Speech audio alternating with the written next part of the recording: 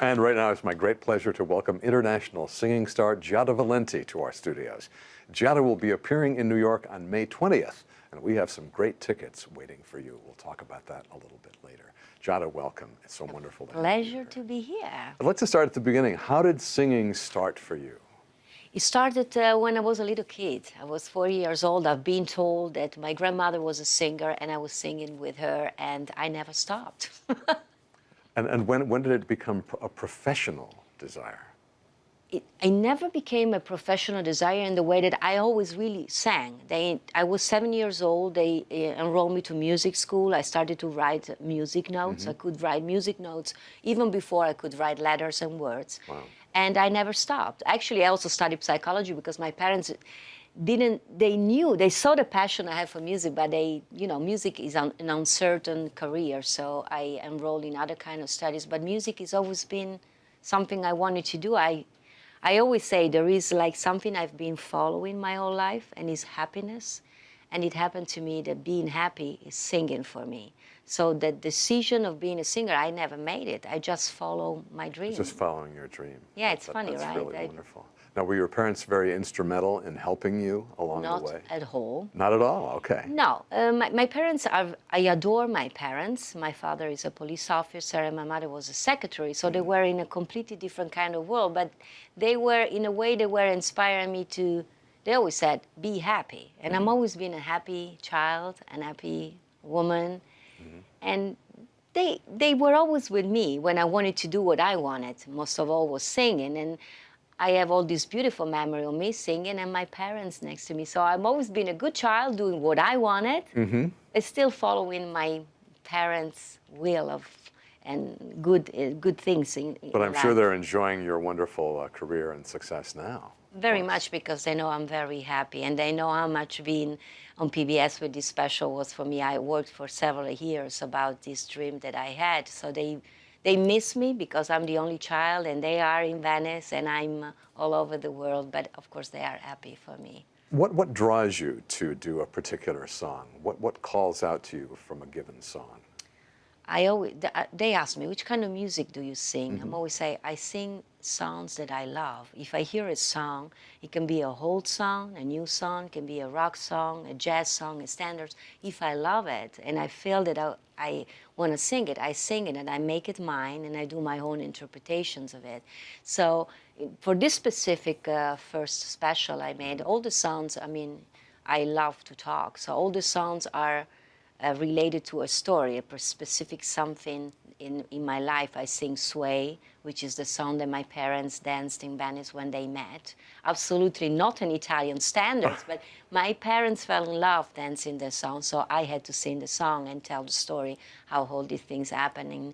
And every song that I sing in this special has a specific, but it's funny how we love songs because they remind something special in our life, right? So all these songs are special to me, and I have already songs for other 20 specials. They are, yeah, you know. And I know you're influenced by other singers who've come Yes. before you, too.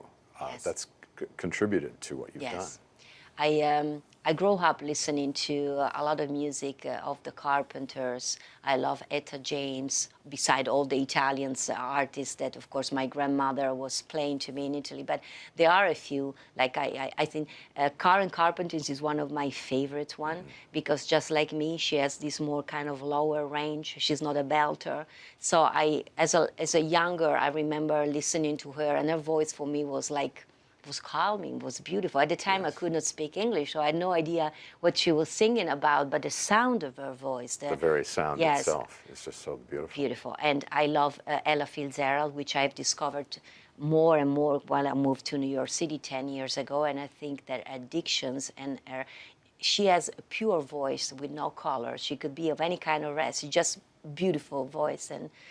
But I mean, Rosemary Clooney, I love her lively. Yeah. She's lively in everything, in her persona, in her voice. Edith Piaf. I mean, I sing La Vie en Rose in my special because it's a song I learned as a child, and I've learned to speak French because of music. Wonderful. Now, you're someone who seems to really enjoy the live performance and appearing in front of an audience. What does that do for you, appearing from live audiences, and what do you get from the audience when you're performing? I get my happiness. there is a saying, Edith Piaf used to say that when she was singing, she was in another world. She could have been sick, and when she was performing, she was at her best. And that's what I feel. When I'm on stage, I'm very happy.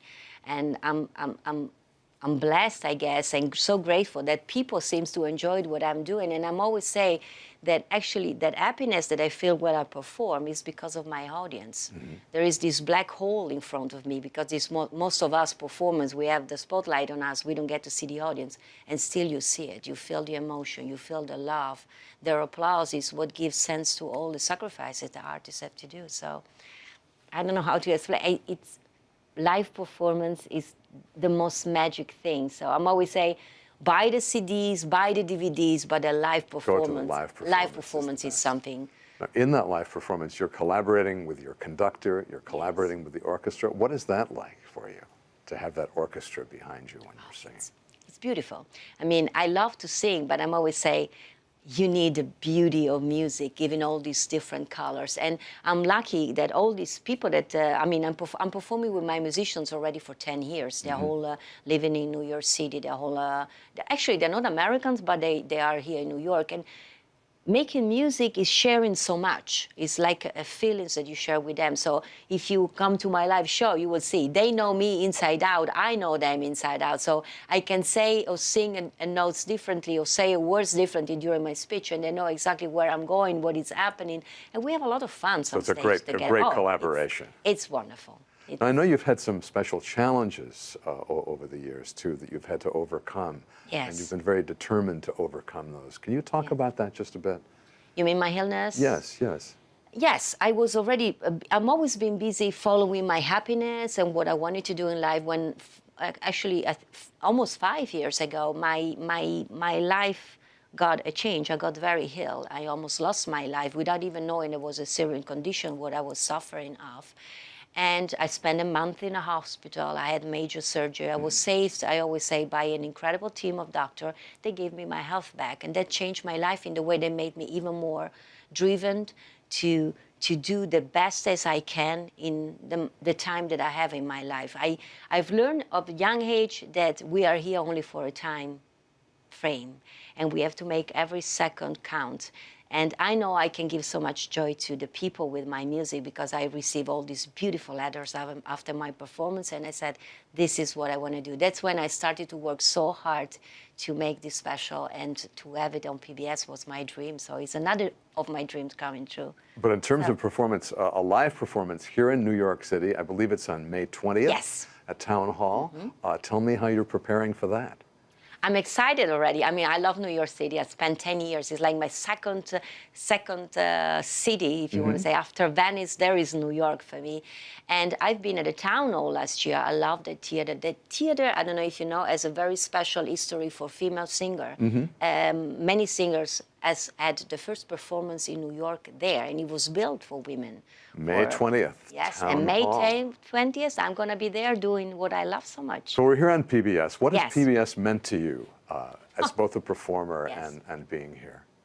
I'm always say, I have friends who has children. They always say, you can leave your child in front of PBS. There's never going to be something that you say, oh, you're not allowed to see that. For me, PBS, I discovered PBS when I moved to New York City 10 years ago, trying to improve my English. I discovered the children programming, and I stayed there longer because I loved what I was seeing after that. I discovered the music special, and I dream about being part of it. To be part of it for me is being part of something that is very beautiful. You entertain people with PBS programming. You enlighten people life with all these beautiful programs that you do. And you have, all my idols are on PBS.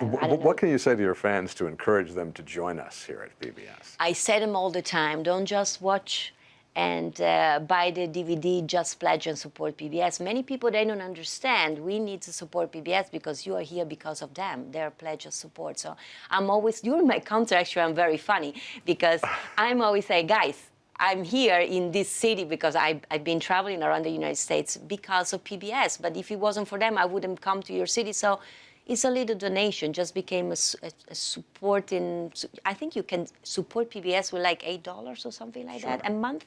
Or Whatever whatever they someone want, likes, right? whatever someone would likes to say, do contribute. it. For me, PBS is very special. It's I'm an old soul in one hand. I really like to I don't like foreign languages. I don't like reality TV. I like to see things that makes me richer in my life, that make me learn something. I learn a lot about American history, about music, old music, and everything because of PBS. So I'm an old soul, and I'm always saying to the younger people, support PBS. It's just buy one less coffee at those places and give that money. It's only one coffee, actually, I think, to support PBS. So I'm always saying, if you don't like my music, play it for something else, but support PBS, because that's why you get to see what you see there. So I'm a big supporter of PBS, and I love PBS. What can I say? I'm honored to be part of it. Thank you so much, Giada Valenti, you. for being with us, and